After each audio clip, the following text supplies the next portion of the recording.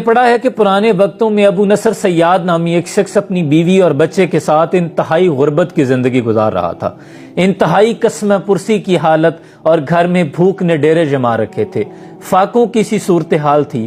ایک روز بیوی اور بچے کی بھوک نے جب شدت اختیار کی تو ان کی سسکیاں ابو نصر سے برداشت نہ ہوئی، چنانچہ وہ رزق کی تلاش میں گھر سے نکل آیا۔ راستے میں اس کی ملاقات عالم دین بزرگ احمد بن مسکین سے ہوئی۔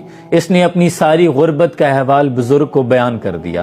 بزرگوں نے اس کا ہاتھ پکڑا اور دریا پہ لے گئے، جا کر کہا کہ 2 رکعت نماز نفل ادا کرو۔ جب اس نے 2 رکعت پڑھ لیے تو اس کے ہاتھ میں ایک جال تھمایا اور کہا بسم اللہ پڑھ کے اسے دریا میں ڈال دو۔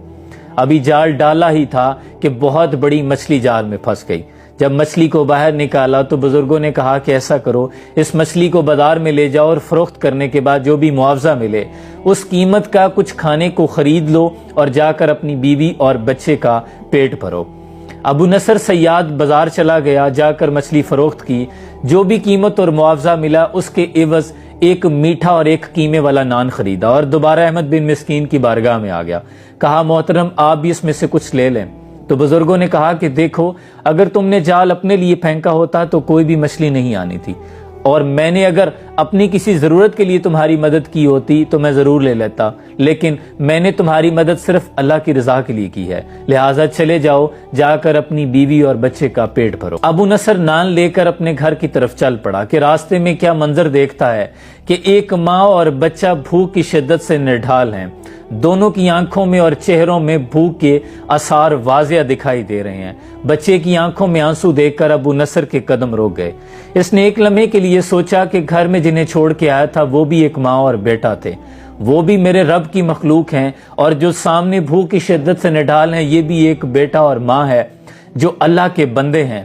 انہیں کھلانا اور انہیں کھلانا بات تو ایک ہی ہے، لہٰذا پہلے انہیں کھلاتا ہوں، گھر جانے تک اللہ کوئی اور وسیلہ پیدا کر دے گا۔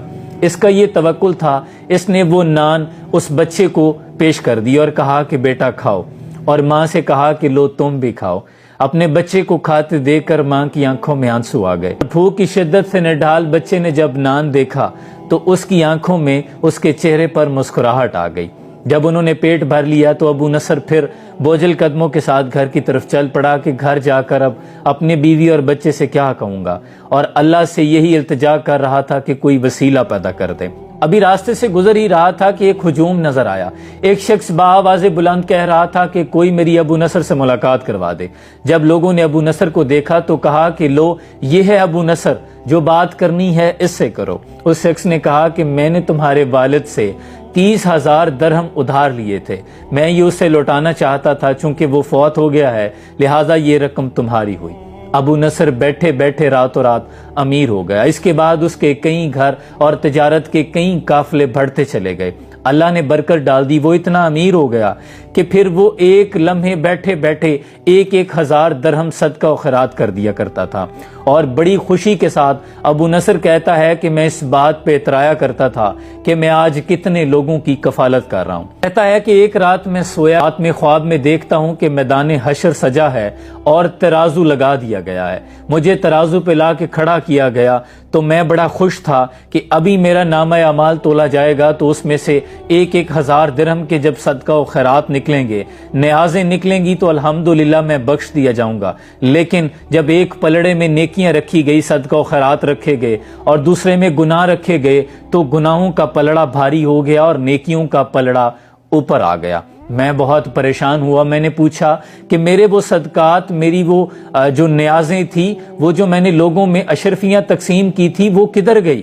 ترازو تولنے والوں نے مجھے بتایا کہ اس میں تمہاری نفس کی خواہش شامل تھی، اس میں تمہاری ریاکاری شامل تھی، احساس برتری شامل تھا، لہٰذا وہ بہت ہلکے ہو گئے ہیں۔ کہتا ہے کہ میری آنکھوں میں آنسو تھے کہ منادی کرنے والے نے اعلان کیا کہ ابو نصر کی کوئی اور نیکی ہے، تو بتانے والے نے بتایا کہ ہاں اس کے 2 نان ہیں، لہٰذا ان کو تولا جائے۔ کہا جب ان نان کو میری نیکیوں کے پلڑے میں رکھا گیا تو پلڑا تھوڑا بھاری ہونے لگا، لیکن ابھی بھی میری بخشش کے کوئی آثار نظر نہیں آ رہے تھے کہ منادی کرنے والے نے پھر کہا کہ کوئی اور نیکی باقی ہے، تو بتانے والے نے بتایا کہ ہاں ایک ماں کے آنسو ہیں جسے نیکیوں کے پلڑے میں تولا جا سکتا ہے۔ جب اس ماں کے آنسو رکھے گئے تو بالکل गुनाहों के बराबर पलड़ा आ गया। फिर कोई उम्मीद जागी कि शायद मैं बख्श दिया जाऊं। फिर मुनादी करने वाले ने कहा कि कोई और नेकी है, तो कहा गया कि जी हाँ, एक बच्चे की मुस्कुराहट है जो भूख की शिद्दत से निडाल था, तो अबू नसर ने उसे खाना खिलाया था। कहा जब उस बच्चे की मुस्कुराहट रखी गई तो मेरा नेकियों का पलड़ा भारी हो गया और मुझे निजात का परवाना थमा दिया गया। कहा ख्वाब ही था लेकिन मेरी खुशी का कोई आलम नहीं था। और हर बढ़ाकर जब उठा तो चेहरे पर खुशी और गम के आसार मिला जुला तासुर था और फौरन कह उठा कि हाँ, अगर उस रोज जाल मैंने अपने लिए डाला होता तो एक भी मछली नहीं आनी थी, और अगर नान अपने लिए खरीदे होते तो आज मेरी निजात भी नहीं होनी थी। इस वाक़े से हमें यही सबक मिलता है, खुदा के बंदे तो हैं हजारों, बनू में फिरते हैं मारे मारे, मैं उसका बंदा बनूंगा जिसको खुदा के बंदों से प्यार होगा। अगर आपकी जिंदगियों में अंधेरे फड़ने लगें तो चुपके से किसी प्यासे दिए में तेल भराया करें, आपकी जिंदगियों में रोशनी आ जाएंगी।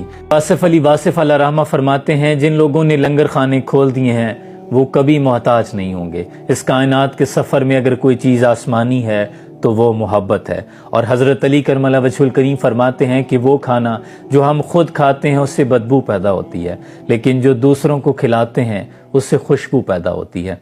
कल रोज़े क़यामत हम एक एक नेकी को तरसेंगे, लेकिन इस दुनिया में रहते हुए हमने जो दूसरों के लिए आसानियां तकसीम की होंगी, उनके चेहरों पे जो खुशियां लेके आए होंगे, उनको हमारी तरफ से कोई भलाई पहुंची होगी, वही हमारी निजात का जरिया होगी। अल्लाह आसानी हासिल और तकसीम करने का शर्फ अता फरमाए। सलाम पहुंचे।